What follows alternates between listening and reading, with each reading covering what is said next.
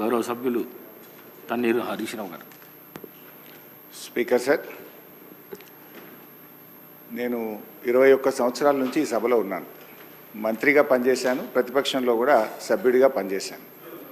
నా 21 సంవత్సరాల్లో క్వశ్చన్ మీరు చదివినప్పుడు మంత్రి గారు సీట్లో లేనటువంటి మొదటి సందర్భం ఈరోజు 21 సంవత్సరాల చరిత్రలో చూశాను. కొన్ని సందర్భాల్లో ఏదైనా ప్రత్యేకమైన కారణం వల్ల సభ్యుడు రాకపోతే మంత్రి గారికి ఏదైనా అర్జెంట్ ఉంటే ఇన్ఫార్మ్ చేస్తారు, క్వశ్చన్ పోస్ట్పోన్ చేసి తర్వాత తీసుకుంటారు. బట్ వెన్ స్పీకర్ కాల్స్ తప్పకుండా మినిస్టర్ గారు అక్కడ ఉన్న సందర్భం ఉంది. అయినా సభ గౌరవాన్ని హుందాతనాన్ని దృష్టిలో పెట్టుకొని నేను వదిలేస్తున్నాను.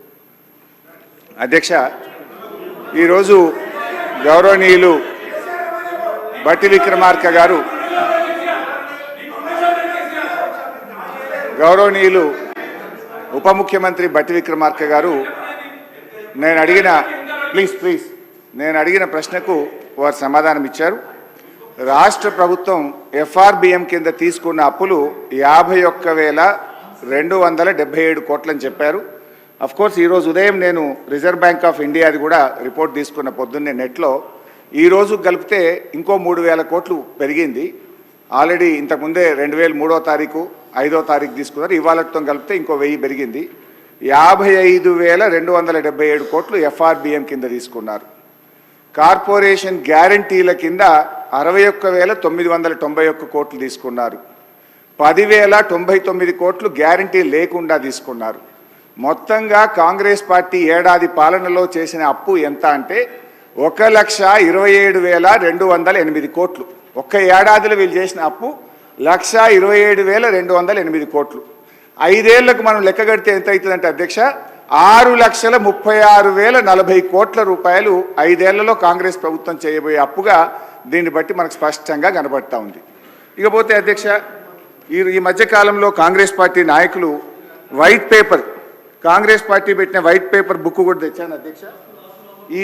ఇది వైట్ పేపర్. అదేవిధంగా బట్టి విక్రమార్క గారు ఈ సభలో పెట్టిన పేపర్. దీని ఆధారంగా నేను పోయినసారి బడ్జెట్ సమావేశాల్లో కూడా చాలా స్పష్టంగా చెప్పాను. మీరు గతంలో బీఆర్ఎస్ పార్టీ 10 ఏళ్ల కాలంలో 671 అని ఒకరంటారు, 7 లక్షల కోట్లని ఒకరంటారు, 711 అని నోటికి వచ్చినట్టు మాట్లాడుతున్నారు.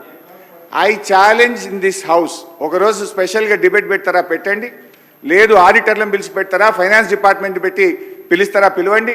ఐ వాంట్ టు ప్రూవ్ 10 ఏళ్ల బీఆర్ఎస్ కాలంలో జరిగిన మొత్తం అప్పు కేవలం 4,17,496 మాత్రమే. కానీ గోరంతలు కొండంతలు చేసి గోబల్స్ ప్రచారం చేసేటువంటి ప్రయత్నాన్ని ఈ సభ ద్వారా నేను తీవ్రంగా ఖండిస్తూ ఉన్నాను. గతంలో గౌరవనీయులు బట్టి విక్రమార్క గారు ఎన్నికల ముందు ఆదాయాన్ని సమకూర్చడంలో కాంగ్రెస్ పార్టీకి అపారమైనటువంటి అనుభవం ఉంది, హామీలన్నీ నెరవేర్చడం మాకు పెద్ద సమస్యే కాదు అని ఎన్నికల ముందు చెప్పారు. వీడియో కూడా ఉంది, కావాలంటే పంపిస్తాను. ఇప్పుడు అధికారంలోకి వచ్చిన తర్వాత ఏమైంది, ఏడాది అయింది, హామీలు ఎప్పుడు అమలు చేస్తారంటే అప్పుల పేరు చెప్పి తప్పించుకునేటువంటి ప్రయత్నం చేస్తున్నారు. ఒక అబద్ధాన్ని 100 సార్లు చెప్తే నిజమైతే అనే విధంగా గోబల్స్ ప్రచారం చేస్తూ ఉన్నారు. అందుకే ఈ శాసనసభ వేదికగా సభ్యులకు రాష్ట్ర ప్రజలకు కూడా ఈ 7 లక్షల కోట్ల అప్పు అని కాంగ్రెస్ పార్టీ చేస్తున్న ప్రచారం తప్పు అని ఈ సభ ద్వారా రాష్ట్ర ప్రజలకు నేను తెలియజేయదలుచుకున్న అధ్యక్ష, RBI కంటే గొప్ప వాళ్ళు అయితే ఉండరు అధ్యక్ష. ఇన్ఫ్యాక్ట్ అధ్యక్ష, ఈ 4,17,496 కోట్లలో కూడా 10 ఏళ్ల బీఆర్ఎస్ పాలనలో 4-5 ప్రత్యేకమైన విషయాలు ఉన్నాయి. 2 వరుస కరోనా సంవత్సరాలు రావడం వల్ల కేంద్ర ప్రభుత్వం అప్పుడు మొత్తం దేశం యొక్క ఎకానమీ అతలాకుతలమైంది. మీరు రాష్ట్రాలు 1.75% అదనంగా అప్పులు తీసుకోండి, క్యాపిటల్ ఎక్స్పెండిచర్ చేయండి అని కేంద్ర ప్రభుత్వం చెప్పడం వల్ల మనము తీసుకున్నటువంటి అప్పులు కూడా ఉన్నాయి. ఇది కాకుండా ఉదయ్ స్కీమ్ ద్వారా, సార్ లెట్ మీ కంప్లీట్, ఆ తర్వాత అని చెప్పమనండి. Let me complete. Speaker sir, Harish Rao garu సభలో చాలా సంవత్సరాల నుంచి ఉన్నా అని చెప్తా ఉన్నారు. వారికి అన్ని రూల్స్ తెలుసు, నిబంధనలు అన్నీ తెలుసు. క్వశ్చన్ అవర్లో క్వశ్చన్ను అడుగుతారు, సమాధానం చెప్తాం. క్వశ్చన్ ఉంటుంది కానీ వారు షార్ట్ డిస్కషన్ లాగా ఉపన్యాసం చెప్పుకుంటూ పోతా ఉన్నారు. మరి వారికి అనుభవం లేకనా, కావాలని సభను తప్పుదోవ పట్టించడం కోసం చేసే ప్రయత్నమా? మీరు అడిగారు, ఈ అప్పుల పైన మీరు తప్పుదోవ పట్టిస్తూ ఉన్నారు. గోబెల్స్ ప్రచారం చేస్తున్నాం, ఏదంటే సభలో చర్చ పెట్టండి. ఎస్, మేము రాగానే సభలో చర్చ ఉండాలనే వైట్ పేపర్ పెట్టాము మీరు చేసిన తప్పులు అన్నింటినీ. మళ్ళీ కావాలని అడుగుతుంటే మాకేం అభ్యంతరం లేదండి. మేము అసలు పూర్తిగా ఈ సభకి రాష్ట్ర ప్రజలకి వాస్తవాలన్నీ తెలియాలనేటువంటి ఆలోచనలో స్పష్టంగా ట్రాన్స్పరెంట్గా ఉన్న గవర్నమెంట్ ఇది. ఏది దాచుకోవాలని ప్రయత్నం చేయాలి మీలాగా. సో మీరు వాళ్ళ చర్చ పెడదామన్నా ఫైన్, షార్ట్ డిస్కషన్కి వీఆర్ రెడీ. మీరు ఏదో ఏ ఫామ్లో ఇస్తారో ఇవ్వండి, గౌరవ సభాపతి గారికి ఇవ్వండి, వారి అనుమతితో వారు ఇస్తే టైం ఇస్తే we are ready to debate sir. అంతేగాని ప్రశ్నలంతా వదిలిపెట్టి మొత్తం పాత కథలన్నీ చెప్పుకుంటూ వారి చరిత్ర అంతా చెప్పుకోవడానికి ప్రయత్నం చేస్తే అది వినటానికి మేము ఈ ప్రశ్న క్వశ్చన్ అవర్ ఇట్లా వేస్ట్ చేయొద్దు అధ్యక్ష. ఎవరు భుజాలు తడుముకుంటున్నారో స్పష్టంగా అర్థమైంది, ప్రజలైతే చూస్తున్నారు. అయితే గౌరవ డిప్యూటీ స్పీకర్ గారి యొక్క సవాల్ను నేను స్వీకరిస్తా ఉన్నా. ఆల్రెడీ బీఆర్ఎస్ పార్టీ తరఫున మేము ప్రివిలేజ్ మోషన్ ఇచ్చాం. Privilege motion on honourable deputy CM we have given sir. That privilege motion is pending. Sir సభ మళ్ళీ సభను కూడా మళ్ళీ తప్పుదో పట్టిస్తున్నారు అధ్యక్ష. మళ్ళీ తప్పుదో పట్టించిన అంటే లేస్తే సత్యదూరమైన మాటలు మాట్లాడటం తప్ప వాస్తవాలు మాట్లాడితే తల పగిలిపోతారు అని ఏమైనా శాపం ఉందని నా అనుమానం అధ్యక్ష. వీళ్ళకి అస్సలు వాస్తవాలు మాట్లాడరు అధ్యక్ష, అన్ని సత్యదూరాన్ని. ఏంది ప్రివిలేజ్ మోషన్? మీరు ఆ ప్రివిలేజ్ మోషన్ ఇచ్చేది అధ్యక్ష. వీళ్ళు ప్రివిలేజ్ మోషన్ ఇస్తారా సభా నిబంధనల గురించి, సభా నియమాల గురించి? దేనికి ప్రివిలేజ్ మోషన్ అధ్యక్ష? దేనికి? నేను నిన్న చూపించాను నేను అధ్యక్ష. రూల్స్ బుక్ వాళ్ళ హయాంలో తయారు చేసింది. పాత రూల్స్ బుక్ అన్నిటిని కూడా మార్చేసి వాళ్ళకు అనుకూలంగా ఉండేటట్టుగా రూల్స్ బుక్ అంతా తయారు చేసుకొని సభలో పెట్టి ఆ రూల్స్ బుక్లో ఏం చూపించారు అధ్యక్ష? స్పష్టంగా ప్లకార్డ్స్ తీసుకొని రావద్దు, స్లోగన్స్ ఇవ్వద్దు, పొరపాట్లు చేస్తే వాళ్ళ మీద చర్యలు తీసుకోవాలని చెప్పి అన్ని చాలా స్పష్టంగా రూల్స్ బుక్లో పెట్టి నిన్న మీరు చేసింది ఎందుకు అధ్యక్ష? ఏం చేశారు మీరు సభలో? మీరు కానీ మీ నాయకుడు ఆనాడు ముఖ్యమంత్రిగా ఉన్నటువంటి కె చంద్రశేఖరరావు గారు సభలో చెప్పినటువంటి ఏ ఒక్క అంశాన్ని అమలు చేశారు అధ్యక్ష? సభ నిబంధనలు పూర్తిగా ఉల్లంఘించారు వాళ్ళు. హౌస్ ప్రివిలేజ్ మొత్తం పక్కగా పట్టించింది వాళ్ళు. ఒకటి కాదు, రెండు కాదు, 3 ఎకరాల భూమి బరాబర్ ఇస్తామని చెప్పారు దళితులు, గిరిజనులకు. ఇచ్చారా? ఈ సభలోనే కదా చెప్పింది వాళ్ళు.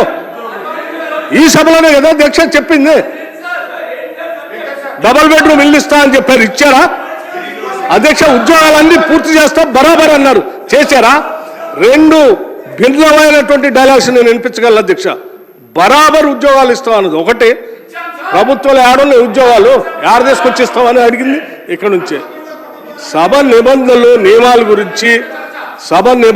నియమాల గురించి ప్రివిలేజెస్ గురించి వారు మాట్లాడితే ఎట్లా అధ్యక్ష? వారు ఏమన్నారు? నేను ప్రివిలేజ్ ఇచ్చారట. ఎందుకు? సభ జరిగేటప్పుడట సభలో ఏంటి ప్రభుత్వానికి సంబంధించిన అంశాలన్నీ బయట మాట్లాడకూడదు కదా, మీరు ఎట్లా మాట్లాడతారు? ఏం అధ్యక్ష నేను మాట్లాడింది ఏంటి? మీరు తప్పుడు సమాచారం ఈ రాష్ట్రానికి అప్పుల పైన ఇస్తా ఉంటే ఆ అప్పులకు సంబంధించి ప్రజలకు తెలియాలని చెప్పి 7,11,000 పైన ఉన్నటువంటి అప్పుల లెక్కలు బరాబరుగా చెప్తూ ఆ అప్పులు తీసే క్రమంలో మీరు చేసిన 66,000 కోట్ల అప్పుల్ని మేము తీర్చామని చెప్తూ అట్లా రైతులకు ఇంకో 21,000 కోట్ల రూపాయలు రుణమాఫీ కింద ఆపిచ్చామని అన్నప్పుడు ఒక జర్నలిస్ట్ అడిగాడు, అయ్యా రైతులకు భూమి ఉన్నటువంటి వాళ్ళు అందరికి ఇస్తున్నారు బాగానే ఉంది, మరి అసలు మా భూమి లేని మా నిరుపేద ప్రజల కూలీలకు కూడా మీరు అప్పుడేదో ఇచ్చారు కదా అని ఇస్తా అన్నారా? 12,000 ఇస్తారంటే ఎస్ అవి కూడా ఇస్తామని అన్నాం. భూమి లేని నిరుపేద కూలీలకి 12,000 కూడా ఇస్తాము, అది ఒక జర్నలిస్ట్ అడిగిన దాని మీద ఇస్తామని చెప్పిన దాన్ని అది ప్రివిలేజ్ మోషన్. నిరుపేద కూలీలకి 12,000 మేము ఇస్తామని చెప్పినట్టు మాటను ఇస్తామంటే నీకేమైనా ఇబ్బందా? కూలీలకి ఇయ్యొద్దా? ఏంటి ఈ భూస్వాముల మనస్తత్వం? ఏంటా ఇబ్బంది? ఏం ఇబ్బంది అంటే దానికంటే ప్రివిలేజ్ మోషన్ ఇస్తారట. రైతు కూలీలకి 12,000 ఇస్తారా అని ఒక జర్నలిస్టు అడిగితే ఇస్తామని అన్నాం, అది ప్రివిలేజ్ మోషన్. రైతు కూలీలకు ఇస్తా అంటే ప్రివిలేజ్ మోషన్. ఇది ఎక్కడ ప్రివిలేజ్ మోషన్ అధ్యక్ష?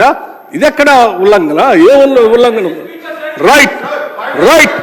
ఇంకోటి చెప్పారు, 7,11,000 పైన రుణం ఉంది అని తప్పుడు చెప్తున్నారు. మొత్తం తప్పులు చెప్పిందే మీరు కదా. 10 సంవత్సరాల పాలనలో తప్పు చెప్తుంది. 10 సంవత్సరాల పాలనలో తప్పు చెప్పినందుకే 6 నెలలకోసారి మతిపోతుంది అధ్యక్ష. వీళ్ళకి 6 నెలలకోసారి ఎందుకు పోతుంది నాకు అర్థం కావట్లే. ఆ సాధారణ ఎన్నికలప్పుడేమో ప్రజలు మొత్తం 6 నెలల క్రితం డిసెంబర్లో మొత్తం వాళ్ళని పంపించారు 2023. అది అయిపోయిన 6 నెలలకి పార్లమెంట్ ఎన్నికలు వస్తే డిపాజిట్ గలం చేసేసారు ప్రజలు. 6 నెలల తర్వాత మళ్ళీ అసలు ఇది ఏందో వాళ్ళకి ఆలోచన పోయిందేమో, అసలు రాష్ట్ర ప్రజలు అన్ని తప్పుదోలు పట్టించారు. ఇది ఎక్కడ అన్యాయం అధ్యక్ష? ఇవన్నీ ప్రజలు ఇంత తిరస్కరిస్తూ ఉంటే ప్రజల కోసం పనిచేసే మా పైనట ప్రివిలేజ్ మోషన్ అంట. ఎట్లా అధ్యక్ష? మీరు అడిగారు అప్పులు ఎన్ని ఉన్నాయని, చాలా స్పష్టంగా మేమేం దాచుకోలేదు అధ్యక్ష. అప్పులు తీసుకునే ప్రతిదీ ఆర్బీఐ ద్వారా బ్యాంకు ద్వారా నిక్కచ్చిగా స్పష్టంగా ఉంటుంది అధ్యక్ష. ఆ స్పష్టంగా ఉన్న కాగితాన్ని వాళ్ళ మేము దాయలే. వాళ్ళు ప్రతి సందర్భంలో 7 లక్షల పైన అప్పు ఉందనేది ఏది మీరు కార్పొరేషన్ గ్యారంటీస్ వాటిని ఎప్పుడు కలిపి చెప్పలే. కానీ వాళ్ళు మేము చెప్పామే, దాచుకోలేదు కదా మీలాగా. సభను తప్పుదో పట్టించారు, మీరు ఎప్పుడు చెప్పలేదు 7 లక్షల పైబడి ఉన్న మాట దాచిపెట్టారు మీరు. మేము ఇవాళ దాయాలని నువ్వు ప్రశ్న అడిగితే స్పష్టంగా ప్రశ్న సమాధానం చెప్పాం. దీనిపైన చర్చ కావాలని ఫైన్ రెడీ మేము.